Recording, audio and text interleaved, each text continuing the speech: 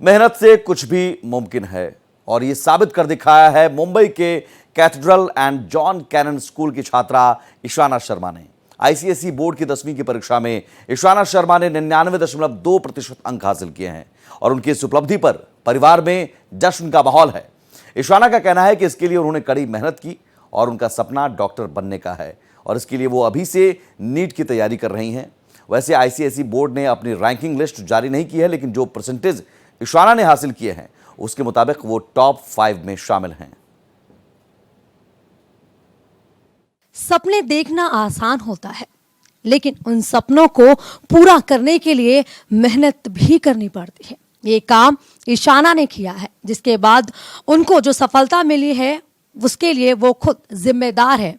उनको ICSE board में 99.2% marks score किया है उन्होंने, जिसके बाद पूरा परिवार खुश है। इस समय हमारे साथ बातचीत करने के लिए खुद ईशाना शर्मा मौजूद है।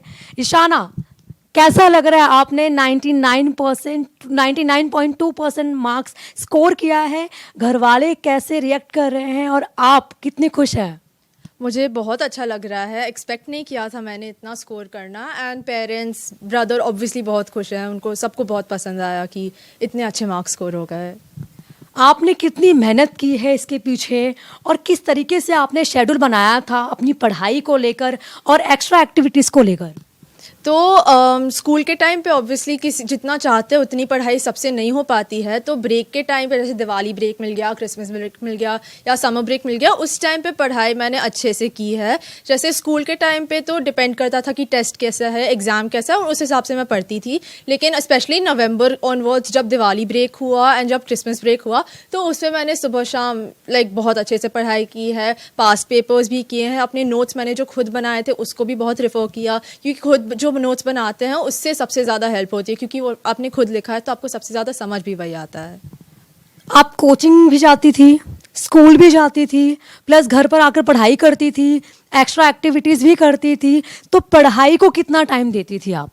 तो स्कूल दिन जैसे नवंबर तक मैंने बहुत सारे एक्स्ट्रा करिकुलर एक्टिविटीज़ भी किए थे। आर्टिकल्स लिख रही थी, फिर मंथ्स भी जा रही थी, डिबेट भी कर रही थी, एंड कल्चरल बहुत चल रहा था। तो उस टाइम पे मैं एग्ज़ाम के लिए मेन पर्पस से पढ़ती थी। लेकिन नवंबर ऑनवर्ड्स, जैसे कि मैं यूजुअली लेट सोकर उठती हूँ, तो उसके बाद उठकर मैं यूजुअली लेट रात तक पढ़ती हूँ। तो लेट उठकर लेट रात तक पढ़ना। एंड उस दिन मैंने दिसंबर में बहुत अच्छे से पढ़ाई की है। ऐसे अगर 10 बजे उठ गए तो तैयार जल्दी से होके फिर आप पढ़ते हैं, एंड 1.5-2 घंटा स्ट्रेच में, फिर 10 मिनट 15 मिनट का ब्रेक, एंड देन अगेन पढ़ना। एंड मेरा मैंने एक बेसिकली मास्टर टारगेट प्लान बनाया था, जिसमें मैंने सारे ओवरऑल चैप्टर्स काउंट किए थे कि कितने चैप्टर्स पढ़ने हैं। 10 सब्जेक्ट्स थे मेरे, तो उसमें अराउंड 140 चैप्टर्स पढ़ने थे। और मैंने फिर देखा कि कितने दिन है मेरे पास। तो अगर आई थिंक 20 डेज थे, तो मैंने 140 को 20 से डिवाइड करके 7 चैप्टर्स अ डे का टारगेट रखा था। एंड उतना, no matter what happens, I have to complete it that day, and that was the target. And then one more thing I did was I tried to keep one subject a day so that I could do more past papers of that same subject, and that really helped me during my preparation as well. जिस तरीके से आपने ये marks score किया है, इसको लाने के लिए काफ़ी पढ़ाई तो करनी पड़ती है। इसके साथ ही साथ इसके बाद आपने क्या प्लानिंग किया है? आगे आपको क्या बनना है? किस तरीके से आप आगे की जो पढ़ाई है वो करेंगे? तो मुझे अल्टीमेटली डॉक्टर ही बनना है। तो अभी मैं नीट की तैयारी कर रही हूँ। मुझे डॉक्टर बनने का सपना तो है ही, एंड मुझे वो करना ही है। तो डॉक्टर बनने का तो मैं नीट कर रही हूँ अभी, एंड उसके लिए भी तैयारी अच्छी चल रही है। तो जितना स्कूल में पढ़ाते हैं उतना तो मैं मेक श्योर करती हूँ कि उसी दिन कर लेना चाहिए, क्योंकि उसके बाद की पढ़ाई फिर आप बाद में देख सकते हैं। लेकिन स्कूल में जितना कि अगर वो नहीं करेंगे तो फिर बैकलॉग बनते जाएगा, एंड देन वो अच्छी बात नहीं है। मेरा दूसरा आपसे सवाल ये है कि जो बच्चे अभी 10th में जाएंगे, उनके अंदर काफ़ी डर रहता है कि कैसे पढ़ाई करूं, क्या शेड्यूल डिसाइड करूं, तो आप उनको कैसे गाइड करेंगी और उनके लिए क्या कुछ कहना चाहेंगे? तो मेरी एक ही एडवाइस है कि जितना पढ़ते हो, पढ़ना ऑब्वियसली सबको पढ़ता है, ये and of the day ICSE है, बट एंजॉय करके पढ़ो, क्योंकि अगर एंजॉय करके नहीं पढ़ोगे तो आपको बोरिंग लगने लगेगा और फिर वो आप बहुत टाइम तक फॉलो नहीं कर पाओगे.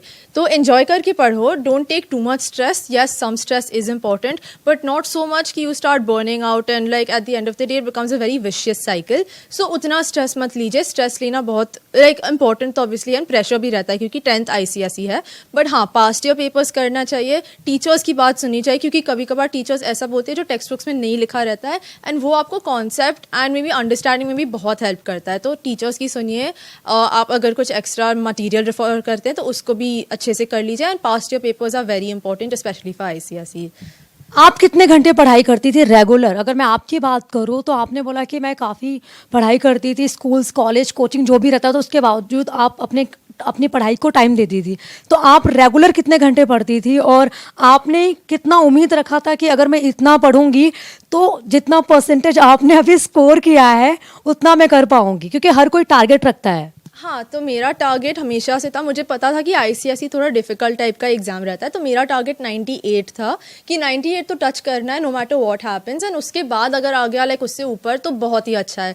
तो वही हुआ, तो ऑब्वियसली मैं बहुत खुश थी. एंड लाइक स्कूल डेज़ पे जैसे मैंने बोला कि उतनी पढ़ाई नहीं हो पाती थी, तो 3 आवर्स 4 आवर्स तो एटलीस्ट स्कूल डेज़ पर. एंड वो वेरी करता था, तो कोई एकदम लाइक रिजिड शेड्यूल नहीं था मेरा. पर हाँ, जितना टेस्ट के हिसाब से एंड एग्ज़ाम के हिसाब से, क्योंकि हमारे स्कूल ने टेस्ट भी बहुत रेगुलर रखे थे, तो उसमें बहुत अच्छे से रिवीजन भी हो जाता था. लेकिन हाँ, नवंबर, दिसंबर, जनवरी में जब प्रीलिम्स आते हैं, जब बोर्ड्स आने वाले रहते हैं, तब आपको एटलीस्ट 10 to 12 आवर्स पढ़ने पड़ते हैं, because that is the time when you are going to retain the most information. क्योंकि उससे पहले पढ़ा geography and all specially subjects है, they are likely to forget a lot of stuff. So like what you study November, December and January, that's the one that's going to count the most and it should be at least your second revision of most of the chapters if not all. Result आने के पहले घर में क्या माहौल था? क्या कुछ लोग एक्सपेक्टेशन कर रहे थे आपसे और आप खुद भी सहमी हुई होंगी? कैसा लगा रिजल्ट आया? कैसा आपने फील किया उस टाइम? तो मैंने लैपटॉप खोल के ही रखा था एंड वो लाइक वेबसाइट लोडेड ही थी, तो जैसे ही आता तो खाली UID टाइप करना था.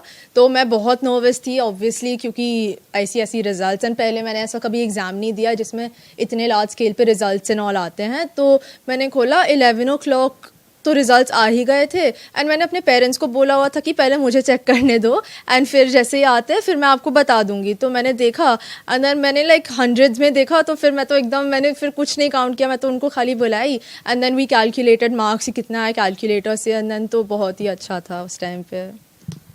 ये हमारे साथ में ईशाना शर्मा थी जिन्होंने 99.2% स्कोर किया है और जिस हिसाब से उन्होंने पढ़ाई किया है खुद, उसके लिए वो मेहनत कर रही थी.